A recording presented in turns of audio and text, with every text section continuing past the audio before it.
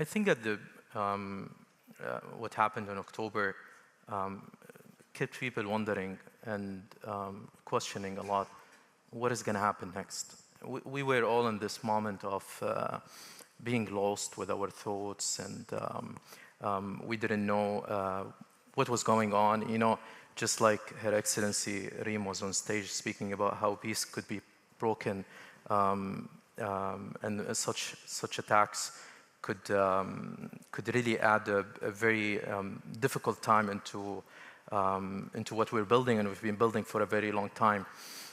I think a lot of folks, and I give a lot of credit to AJC office as well, is that they, after navigating the beginning of the situation, they started to look into where is the opportunity for us to strengthen relationship and see who is committed, but really committed to advancing those relationships. Because I think in the UAE and the leadership and everyone, not only entrepreneurs, not only for innovation, and not only for all trade and businesses that has been happening and scaling massively between the two countries, we spoke to the commitment that we are behind our agreements, right? And this is what has been happening.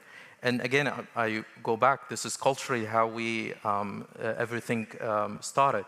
But I think now it's advancing and accelerating a lot further, because although there was a gap, we're using it as a momentum just to pick up on what happened, strengthen the relationship that we have between one another, and build a lot more bridges in the sense of how can we use the same example, which is a great one, and we had a discussion before this of how can we take this to Morocco, how can we take this to Bahrain and other places, and what I'm thinking is how can we take this to the world?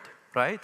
Not only the Middle East, I think there are a lot of opportunities that we could learn from what happened after October 7 and what can be done into the future, because the future is really massive. Historically, we can go back as much as we want. I know we can connect the dots, but what's really beautiful is how can we see the future, and I think it's really And also, it must be said that we owe a great debt of gratitude to the wisdom and the vision of His Highness Sheikh Mohammed bin Zayed of the UAE, King Hamad of Bahrain, to King Mohammed of Morocco. Those countries are consistently maintaining their Abraham Accords commitments, and they're moving forward, even if it's less popular these days and less public. But there is no question, there's no turning back. This was a strategic decision. They're moving forward, and that's really commendable.